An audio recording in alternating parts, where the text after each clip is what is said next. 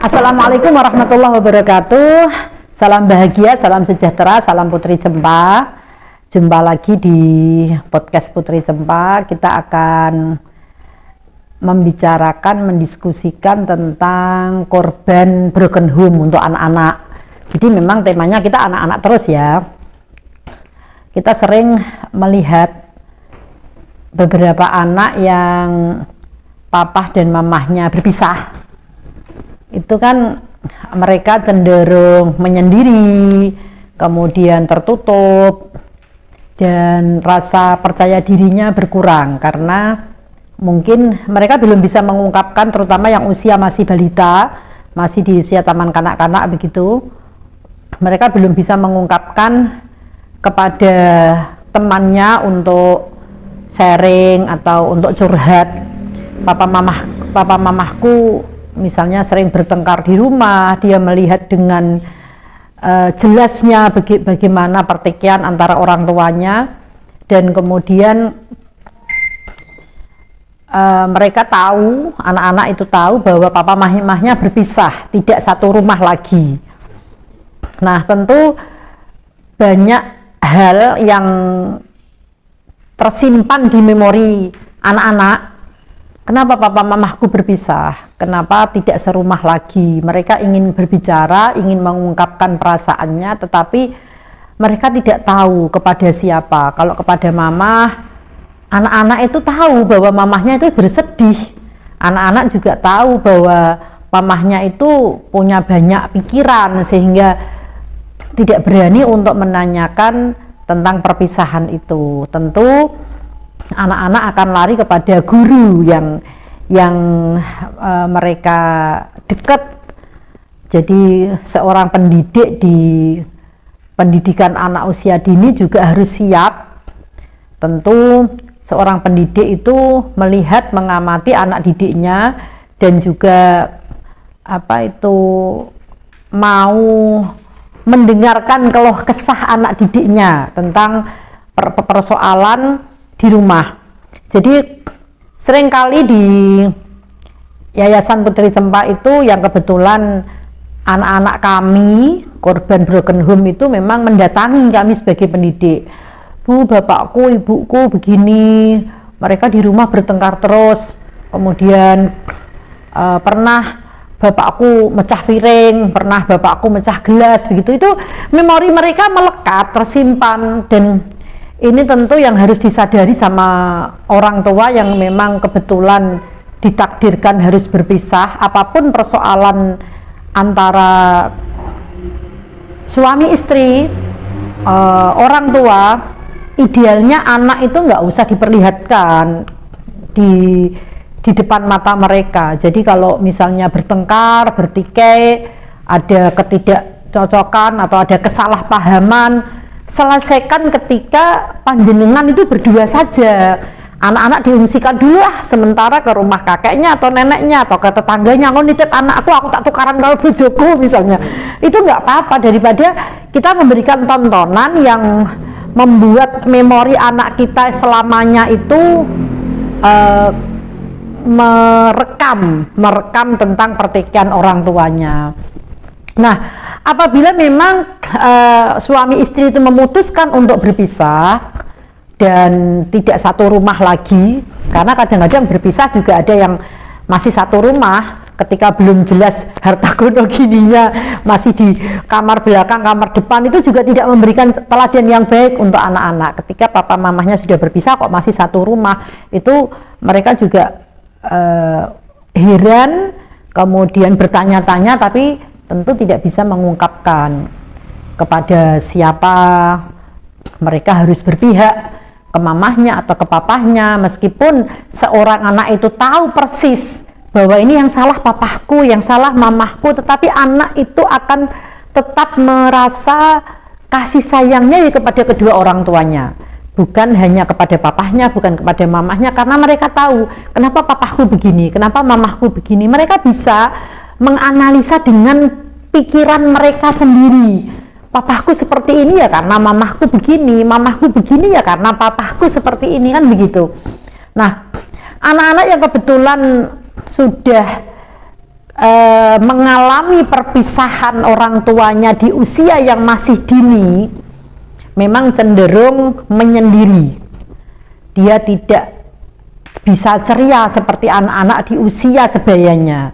Dia tidak bisa bermain secara lepas dibanding dengan anak-anak seusia yang sebaya dengan mereka, karena mereka mempunyai beban mental yang tidak bisa diungkapkan kepada semua orang, karena tidak semua orang mampu memahami isi hati mereka.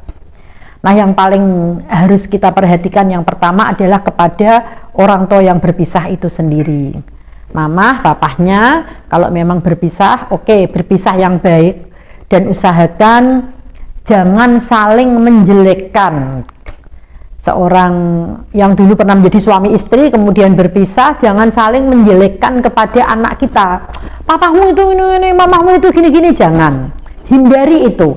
Karena anak itu tidak semakin respect kepada orang tuanya dengan kita menjelek-jelekan salah satu dari orang tua. Anak nggak semakin respect, tapi justru anak itu, kenapa sih ibuku begitu, kenapa sih bapakku begitu, nggak usah dijelek-jelekin, kenapa? Jadi nggak perlu kita memperlihatkan kepada anak kita bahwa itu loh papahmu salah, itu loh mamahmu salah, itu nggak perlu. Biarkan mereka mengetahui dengan sendirinya ketika sikap kita benar-benar bisa dirasakan dan diteladani oleh anak-anak kita. Itu pertama dari kedua orang tua dulu. Orang tua tetap bersikap biasa, beri pemahaman kepada anak, nak, papa dan mama berpisah karena memang sudah tidak cocok, tapi kamu masih boleh komunikasi dengan papa mama dengan baik. Jadi usahakan jangan membatasi komunikasi anak dengan orang tua. Misalnya kepengen ketemu papahnya ya biar ketemu, kepengen ketemu mamahnya ya biar ketemu. Tapi kan kadang-kadang adanya orang tua yang tidak bisa mengontrol emosinya. Jadi nggak boleh ketemu sama mamahmu itu begini-begini, nggak boleh. Nah, itu mestinya dari orang tua sendiri dulu. Kontrol emosinya harus bisa. Kalau kita mau berpikir tentang perkembangan dan pertumbuhan anak secara normal dan wajar, supaya mereka juga bahagia di usianya. Jadi anak-anak itu kan wajib bahagia ya. Sebagai orang tua itu nomor satu adalah kebahagiaan anak. Tidak ada yang lebih penting daripada kebahagiaan anak. Itu pasti nomor satu peran serta dari orang tua. Ketika kita sudah mendoktrin diri kita bahwa yang penting anakku bahagialah, ya sudah, kendalikan emosi orang tua, kemudian bebaskan mereka untuk menerima kasih sayang dari orang tuanya meskipun sudah berpisah. Dan juga tunaikan kewajiban sebagai orang tua semestinya. Artinya kalau memang seorang ayah itu harus menafkahi anaknya, seorang ibu juga harus merawat anaknya, itu bisa dikompromikan sehingga masing-masing pasangan meskipun sudah berpisah itu tidak saling menjelekkan, tapi masih bisa saling menutupi kekurangan masing-masing. Jadi di depan anak kita, meskipun orang tua itu berpisah, ternyata papa mamahnya masih bisa saling menghargai dan saling menghormati. Nah, anak yang broken home juga perlu penyikapan atau pemberlakuan khusus dari guru-guru di sekolah. Jadi seorang pendidik, utamanya pendidik anak usia dini, itu mampu memahami kebutuhan kasih sayang anak ketika emosionalnya sedang tidak stabil menghadapi perpisahan orang tuanya. Untuk itu diberlakukan semacam studi kasus atau pendampingan khusus seorang anak oleh guru-guru di sekolahnya. Jadi orang tua tidak usah gengsi untuk menyampaikan atau berkomunikasi dengan guru anak-anak kita. Misalnya, Bu Guru, saya perlu bantuan Ibu.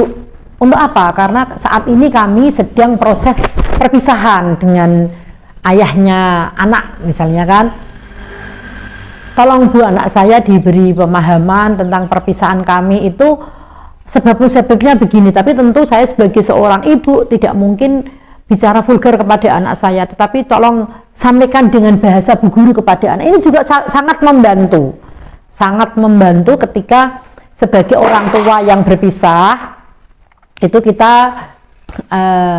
kooperatif gitu terhadap pendidik anak kita di sekolahan.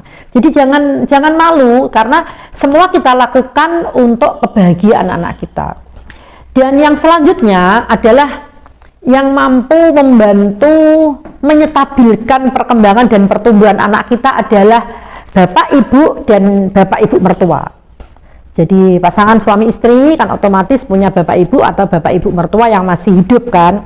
Ini juga perlu kita ajak komunikasi dengan baik untuk tetap bersikap yang baik terhadap anak-anak kita. Intinya memang komunikasi itu harus selalu terbina, terjaga, sehingga anak-anak merasa meskipun papa dan mamahnya berpisah, tetapi kakek neneknya tetap sama, sikapnya sama, kasih sayangnya sama, bahkan tantenya, kemudian budenya juga masih tetap sama. Tetapi kan itu kalau perpisahannya dengan perpisahan yang ideal. Bagaimana kalau broken home atau perpisahan itu perpisahan yang dalam tanda petik berkonflik kan begitu. Apa yang harus dilakukan terhadap anak-anak supaya mereka juga menjalani tumbuh kembang mereka dengan baik. Teman-teman, sahabat Putri Cempa dimanapun berada, ketika perpisahan itu perpisahan yang berkonflik, yang patut dipahami adalah selesaikan konflik itu secepat mungkin. Itu yang paling penting. Selesaikan konflik itu secepat mungkin, cari jalan pintas, konflik itu diselesaikan dan segera rangkul, kemudian peluk anak kita. Kita harus totalitas memperhatikan mereka meskipun kondisinya seperti apapun, penuhi kasih sayang yang dibutuhkan oleh anak-anak kita dengan semaksimal mungkin. Karena ketika perpisahan itu dengan konflik, tentu anak juga merasakan imbasnya atau dampaknya, pasti. Sehingga sudahlah, titipkan anak sementara di tempatnya kakeknya atau neneknya atau ipar atau kemudian saudara jauh atau apa. Saya tak fokus menyelesaikan masalahku ini, setelah selesai nanti anak akan saya ambil. Ini perlu supaya anak tidak merasakan konflik batin orang tuanya ketika sedang berkonflik. Jadi masing-masing harus langsung mengambil jalan yang tepat, sementara titipkan anak kepada orang yang tepat, dan kemudian selesaikan konflik itu dengan target waktu yang secepat mungkin. Dan setelah semuanya selesai dengan baik, ambil anak, kemudian penuhi kebutuhan kasih sayang mereka. Dan sahabat Putri Cempa, kami berdoa mudah-mudahan kalau memang harus terjadi perpisahan, utamakan kebahagiaan anak, karena anak adalah amanah generasi masa depan. Jadi apapun yang terjadi, kesampingkan emosional kita sebagai orang tua, kendalikan diri. Yang paling penting kita melihat bahwa anak kita bahagia. Salam sejahtera, salam Putri Cempa.